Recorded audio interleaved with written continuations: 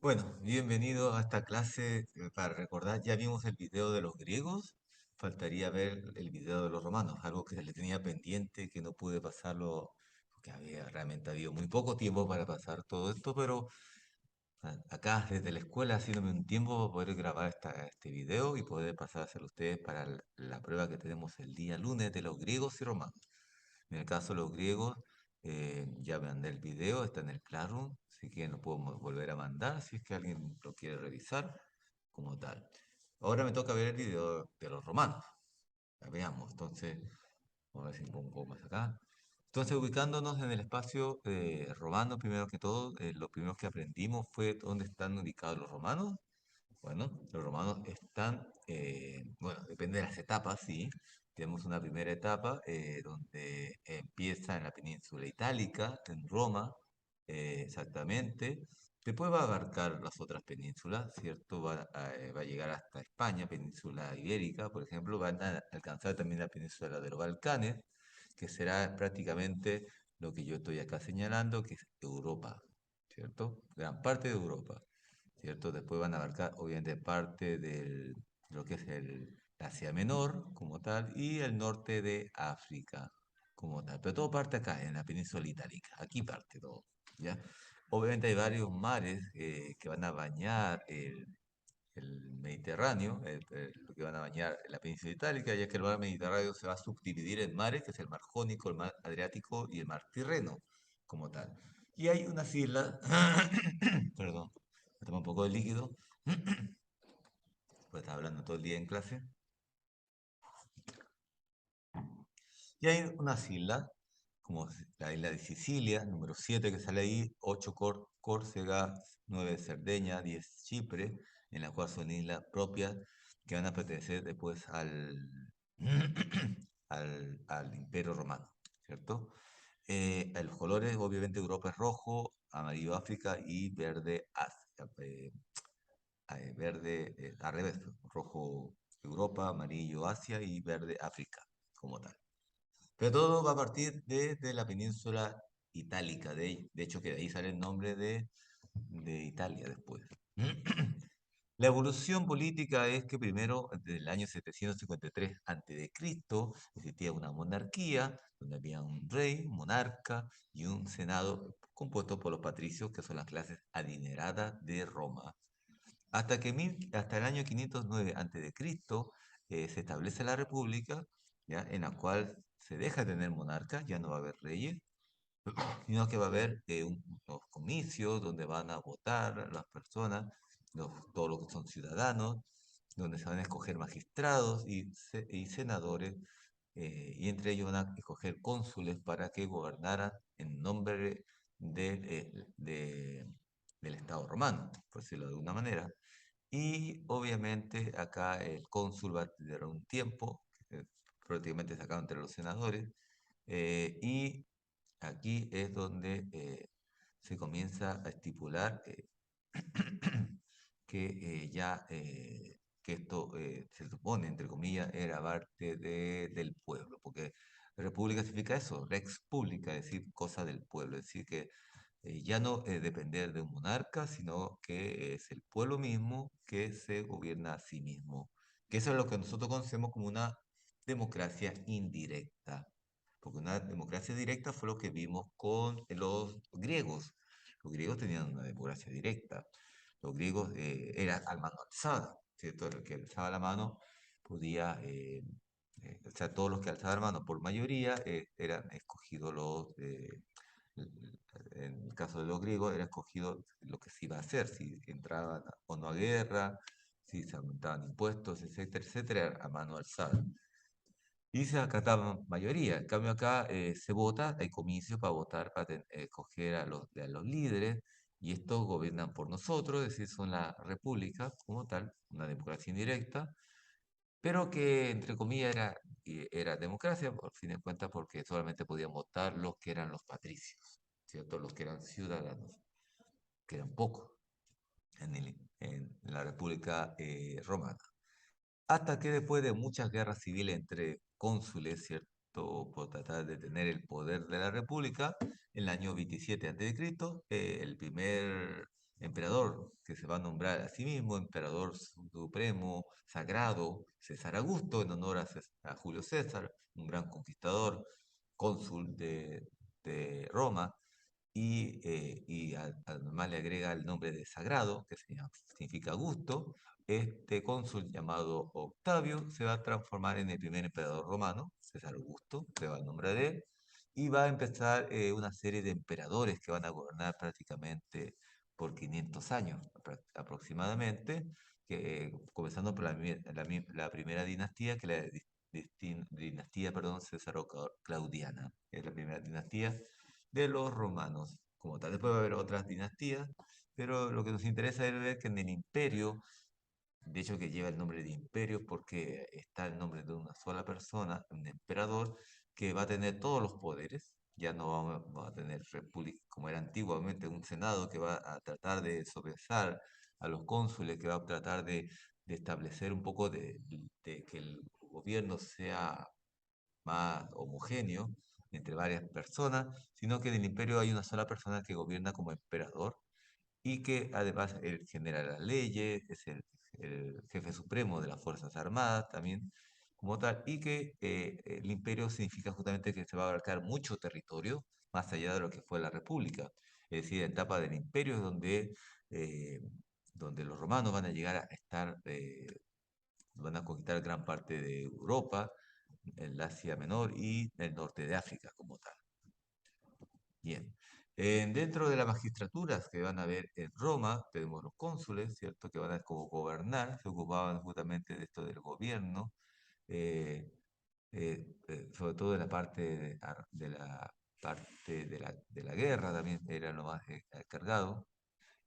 Habrían pretores, que eran jefes juristas, que tenían que ver con la parte de aplicar justicia. eh, Ediles, que es algo así como lo que ahora serían los alcaldes, ¿ya? Eh, lo que me interesa tal vez como una parte importante sería el tribuno de la plebe, ¿ya?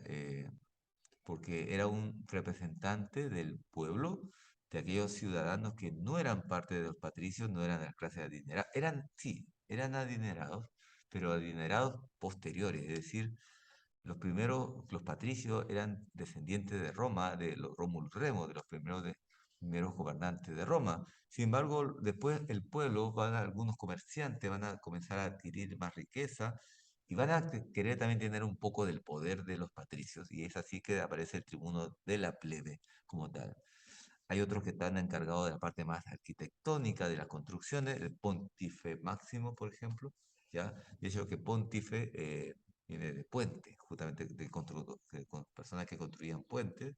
Tenemos las asambleas, que ya era cuando estaba todo el pueblo, todos los ciudadanos.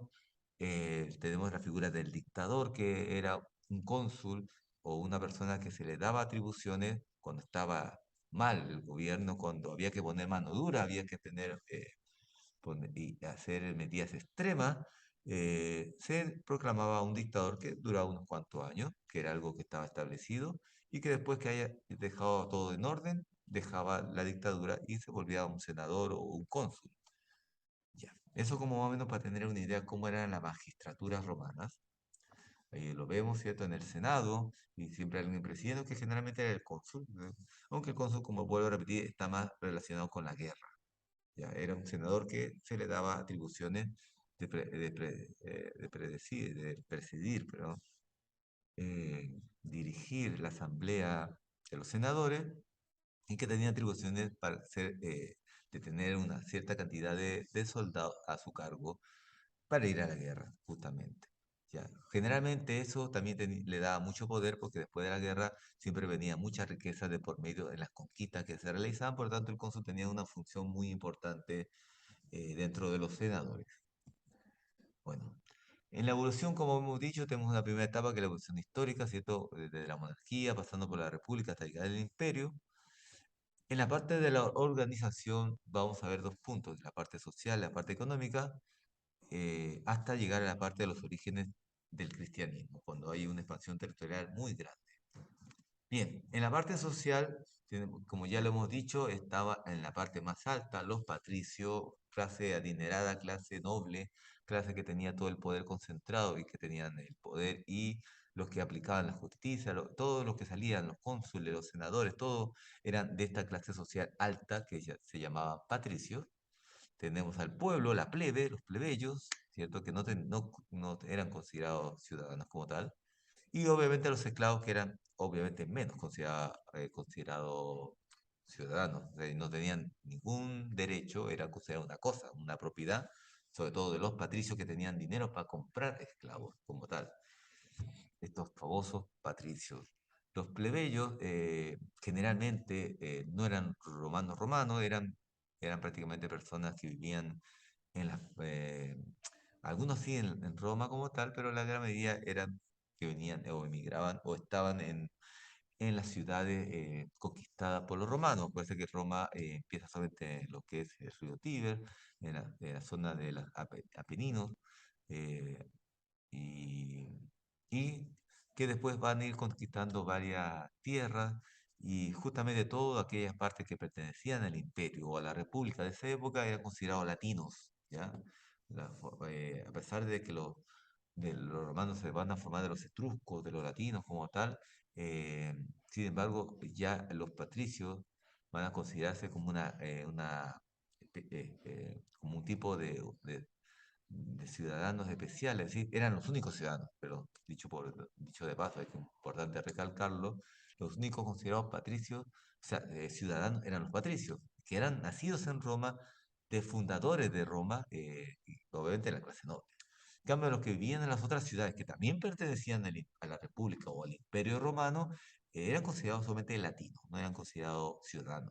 Eso va a cambiar con el tiempo, cuando el imperio ya ha crecido tanto y que es imposible de poder manejar solamente con los patricios dirigiendo desde Roma. Bueno, el cómic lo vamos a dejar porque esto era una tarea que hicimos con los griegos, no lo voy a repetir, y nos metemos a la parte de la economía romana, que obviamente mucho de lo que conocemos de la economía romana es gracias a la moneda y a todas las fuentes históricas que tenemos sobre ellos, los romanos.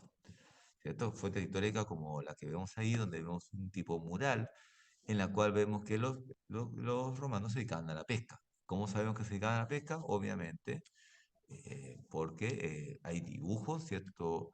Hay muestras, fuentes históricas, bastante preciso, sobre estas acciones que realizaban los romanos, y los cuales eran buenos navegantes, obviamente porque navegaban en un mar muy tranquilo y de muy baja profundidad, que era el mar Mediterráneo, y eso los hacía buenos navegantes.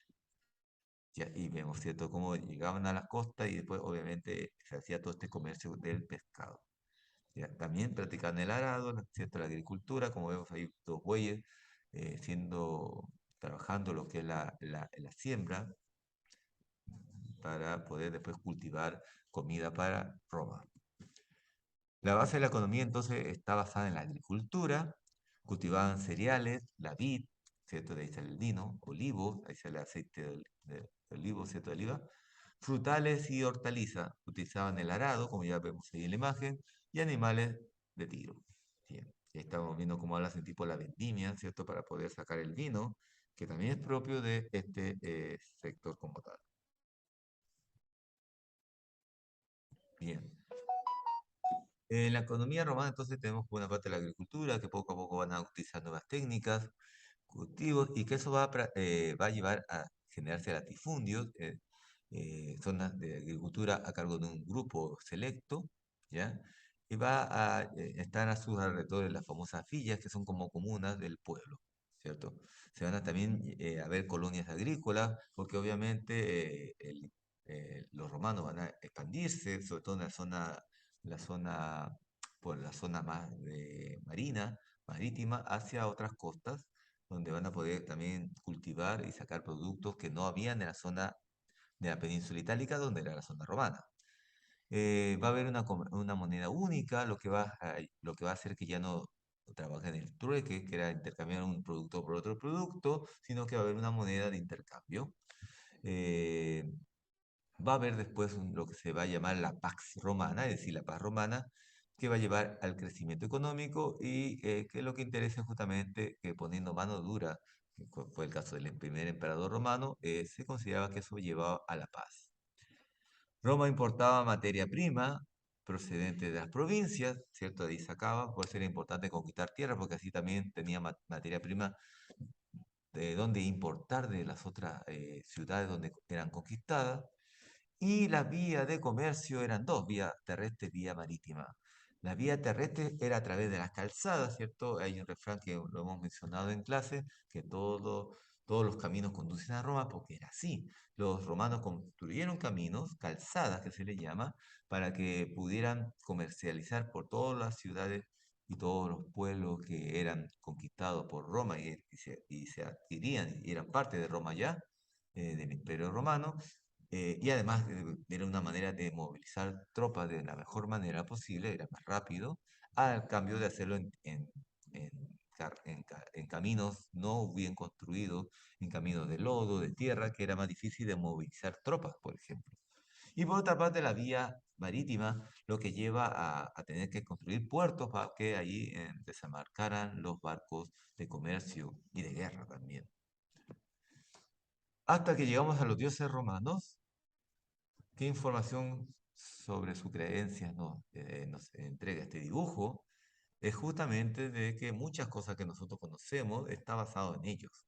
Bueno, los romanos se copiaron en cierta manera de los griegos. Por ejemplo, perdón, la diosa Hera se transformó en la diosa Juno en los romanos, ¿cierto? Que era la diosa de la familia. El dios Zeus de los romanos, de los dioses griegos, perdón, se transformó en el dios Júpiter. Hestia, en Vesta, la diosa del hogar. Poseidón, el dios de los mares de los griegos, se transformó en dios de los mares llamado Neptuno en los romanos, Hades en Plutón, que era el dios del Averno, del infierno, Deméter en Ceres, dios del cultivo, perdón, Ares, dios de la guerra de los griegos, se transformará en dios Marte para los romanos, Artemisa, la diosa de la casa griega, será Diana, Apolo, se mantiene el nombre como Apolo, dios de la belleza, Atenea, diosa de la sabiduría para los griegos, de hecho que por eso que aparece como, como parte, ¿cierto?, del templo de Atenas, allá en la polis griega. Bueno, acá va a ser Minerva, en los romanos. Hermes, dios de los mensajes, mensajeros, unión entre los dioses y el pueblo, entre dioses y los hombres, se va a llamar Mercurio para los romanos.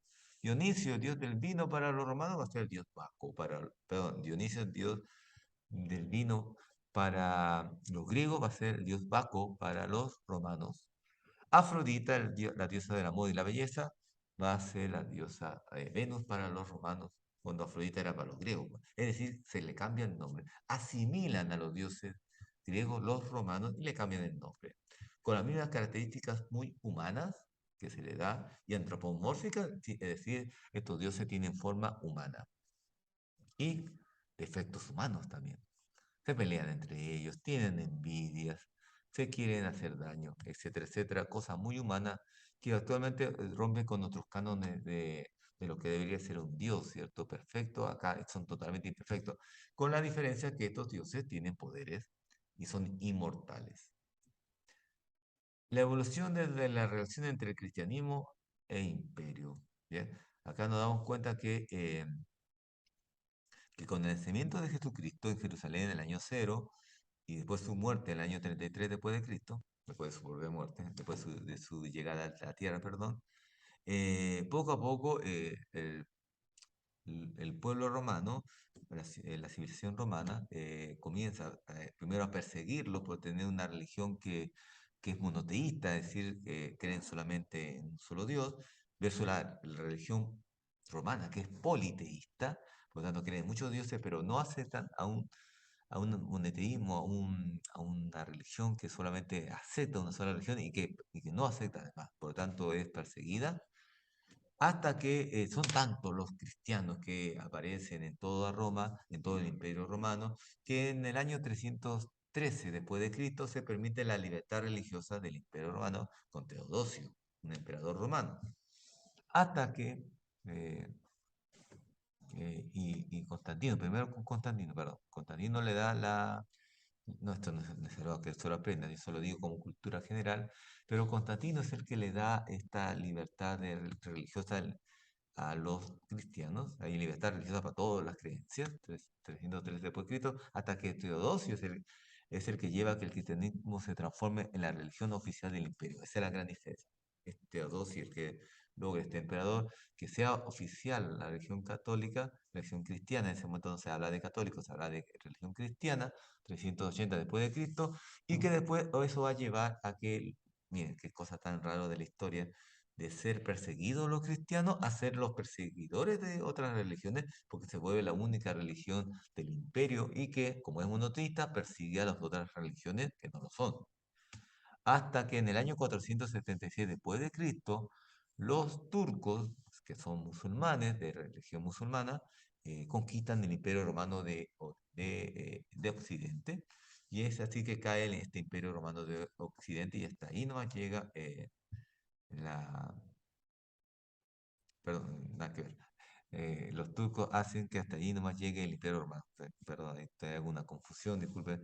Lo que pasa es que el Imperio Romano el Imperio Romano de Occidente cae y el Imperio Romano de Occidente cae y el Imperio Romano de Oriente eh, eh, se va a transformar en Imperio Bizantino, se va a transformar en Imperio Bizantino, y hasta que los turcos del año 476 hace caer totalmente el Imperio Romano. Sí, hay una, disculpen la confusión que hice ahí de tantos fechas y datos, pero lo que tiene que quedar claro es que al caer el Imperio Romano de Oriente por los turcos es que termina todo este Imperio Romano que va prácticamente a durar eh, 1000 años. El Imperio Romano, sobre todo el Imperio Bizantino, que es el Imperio Romano de Oriente, va a durar 1000 años.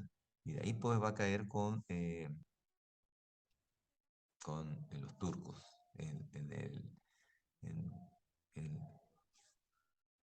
más o menos por el año 1500 más o menos, que caen con los turcos. Pero con los romanos de Occidente van a ser los bárbaros, sobre todo visigodos, ostrogodos, germánicos, los que van a hacer caer el Imperio Romano de Occidente. En todo caso, no viene eso en la prueba, no, eso es ya como cultura general, un poco para mm, que van a volver a estudiarlo como en séptimo básico, más o menos sexto, séptimo básico, sobre este tema. Ya, solamente lo puse a colación por un tema de darse cuenta que este imperio cae, ¿ya? Sí, eso es lo importante, que el imperio cae y que después va a caer totalmente con los musulmanes por el siglo XVI. Bien, bien, eso ya lo hemos hablado, así que lo que es importante acá es darnos cuenta cómo es que la iglesia cristiana pasa de ser perseguida, ¿cierto? Por lo tanto, va a haber persecución de parte de los romanos. Ahí vemos la imagen de cómo los cristianos son perseguidos y matados, a la tolerancia hasta llevarse la religión oficial. Bien, los legados romanos. Tenemos por una parte el idioma, el latín, ¿cierto? Alma mater, auditorium, aula magna, campus, curriculum vitae. La palabra etcétera son palabras que vienen del latín, que llegan hasta nosotros. De hecho, que nosotros, nuestro idioma es una rama del latín, ¿cierto? Del latín, que va a ser nuestra lengua madre. Va a salir el francés, el italiano, el francés, ya lo dije, el portugués y nuestro idioma, el español, propiamente del Reino de Castilla, pero es el español al fin de cuentas.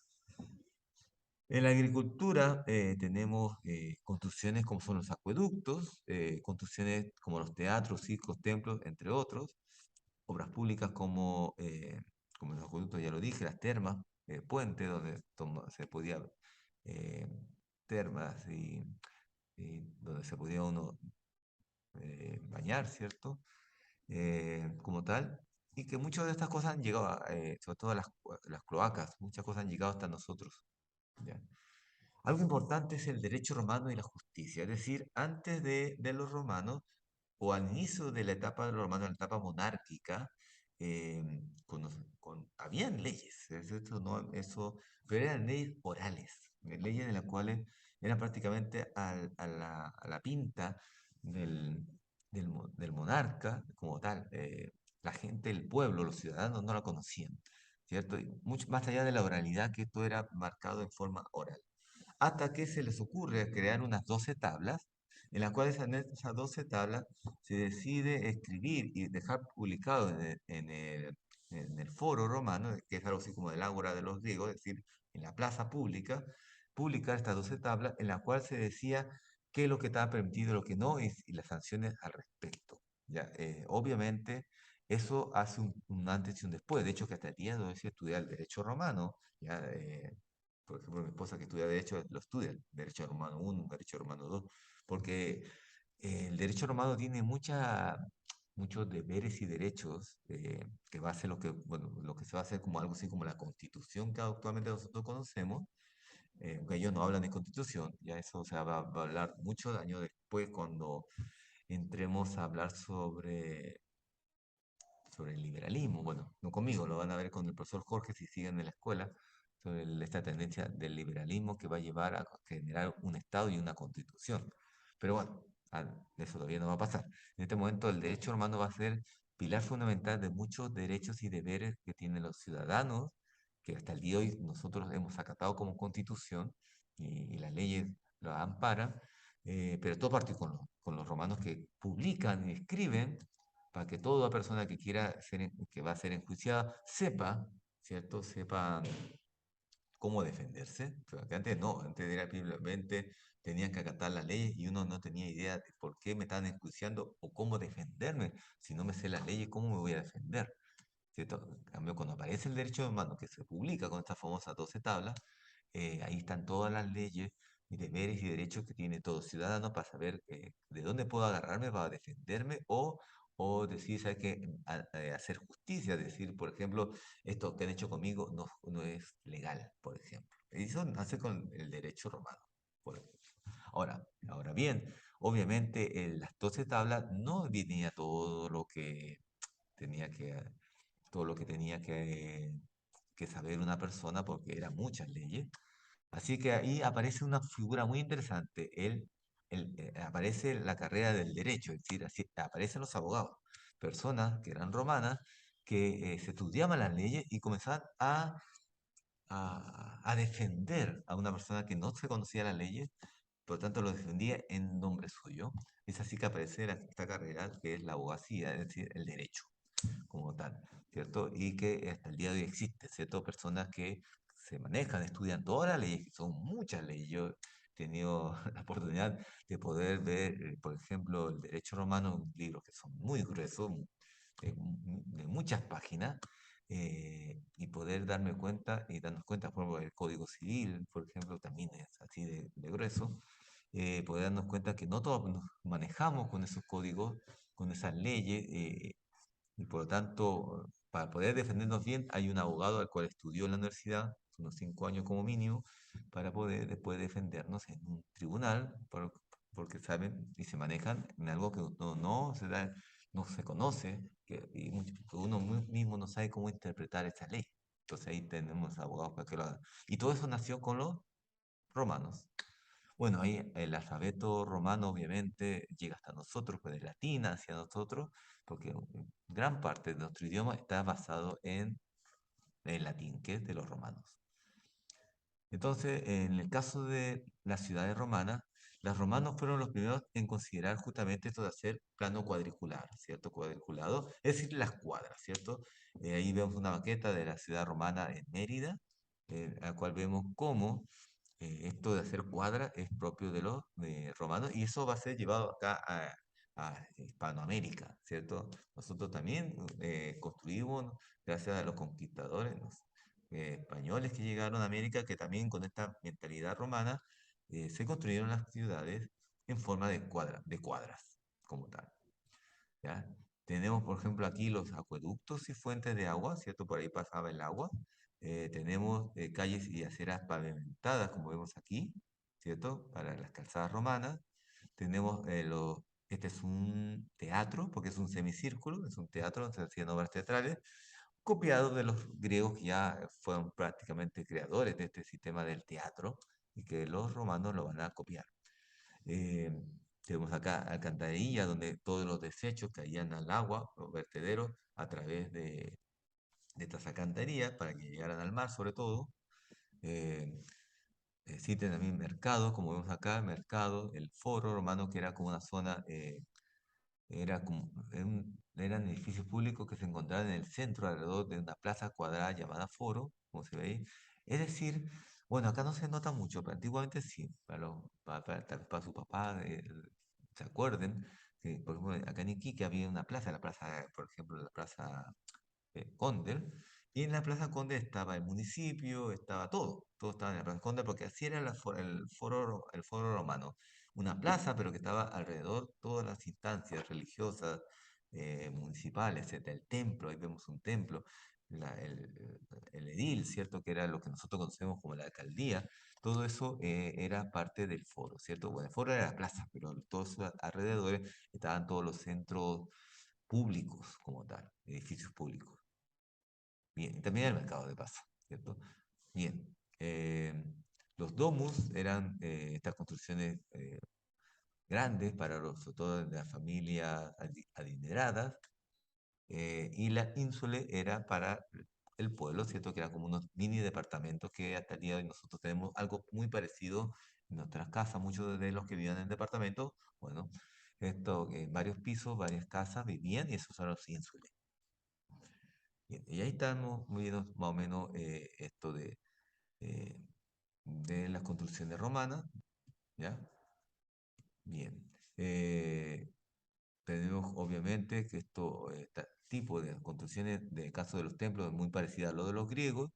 Existe también el Arco del Triunfo, que era justamente para conmemorar un triunfo de una conquista romana, columnas romanas, tumbas también que construían, arquitectura funeraria.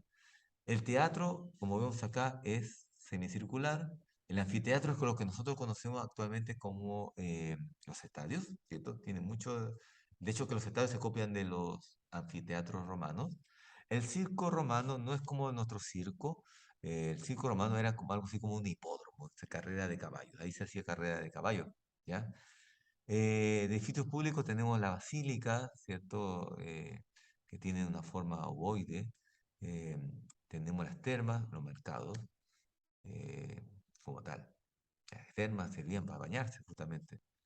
Eh, bueno, tenemos como obras públicas de ingeniería, o en los puentes, acueductos donde pasaba el agua para que porque toda la ciudad tuvieran agua, que iba desde una zona más alta a una zona más baja, la famosa calzada para que los romanos se pudieran movilizar.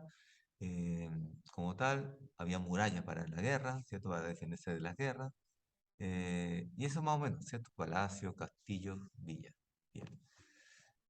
El foro correspondía a la parte central de la ciudad, un gran espacio al aire libre que servía de punto de encuentro. Era el centro ciudadano y del comercio.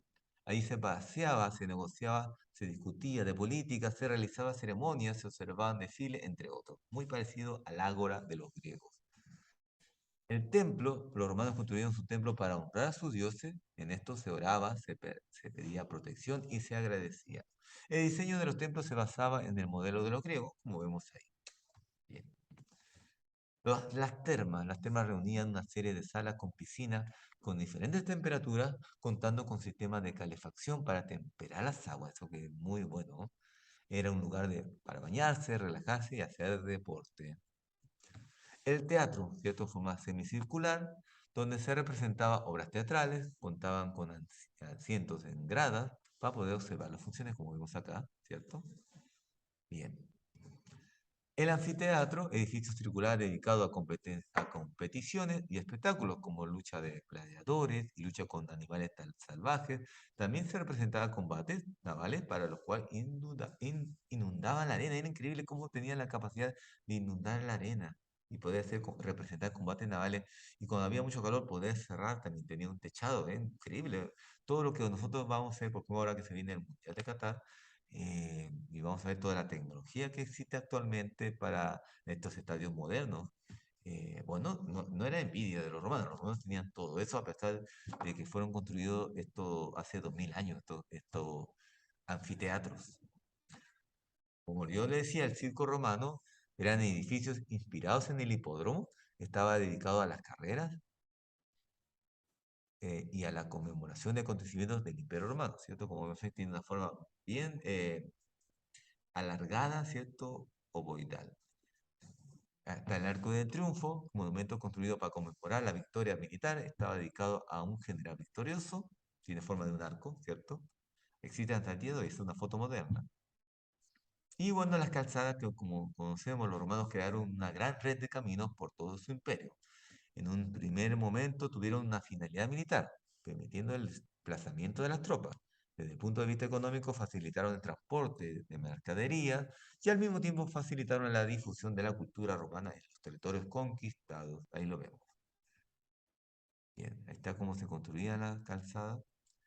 Vemos paso a paso, no lo vamos a detallar en eso, pero ahí era algo bien hecho, ¿no?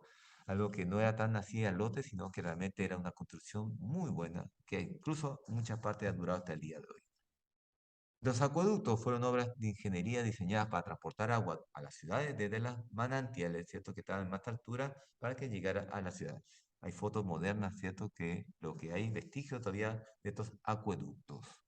Ya ahí está cómo se construían partes que eran de que generalmente era parte subterránea de estos acueductos también, ¿ah? Las cloacas y alcantarillas. Diseño de las calles de la ciudad romana también tenía el sistema de alcantarillas y cloacas. La función que tenían estos canales subterráneos era de conducir las aguas servidas de las lluvias al exterior de la ciudad, ¿cierto? Eso a botar hacia afuera. Ya, ahí los tenemos. Bien.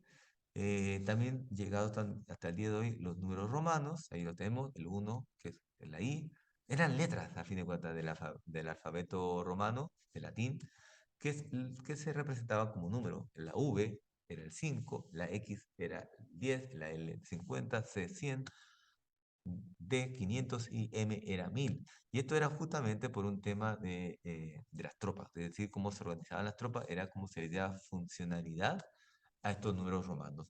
Es decir, estos números romanos solamente servían para organizar las tropas, mas no servía para con la contabilidad, es decir, los romanos no sumaban ni restaban ni hacían ninguna actividad aritmética o matemática con los números romanos, porque no servían los números romanos, que eran letras, y solamente tenían eso, representar una cierta cantidad de soldados. La I era un soldado, la V 5, la X 10, la L que es la legión 50, así en la C eran 100 soldados. Servía para eso, para entender cómo se están ordenando, organizando los romanos, ¿cierto? Los soldados romanos, ¿ya? Más allá de eso no sería más que eso. Bueno, pero actualmente, obviamente, estos números nos han servido a nosotros para muchas veces para los capítulos, como cultura general, para ordenar, ¿cierto? Para ver la hora, hay relojes que se ven con números romanos, etcétera. Bien, y esto sería más o menos lo que tratará la prueba de la parte que es Roma. Recuerda que la prueba tiene una parte de griega y una parte romana que va a estar dividida, ya va a estar preparada para que quede claro cada una de las partes, ¿no? Como tal. Entonces les pido que vean este video, puedan repasar esos apuntes y también vean el video de los griegos. Si alguien no lo tiene, me avisa y lo puedo reenviar, ¿ya? Porque está en el claro. Igual que este va a ser, bueno, que ha sido publicado en el claro también y en el WhatsApp del curso. Que estén bien, cuídense y nos vemos en la prueba. Que estén bien. Hasta entonces.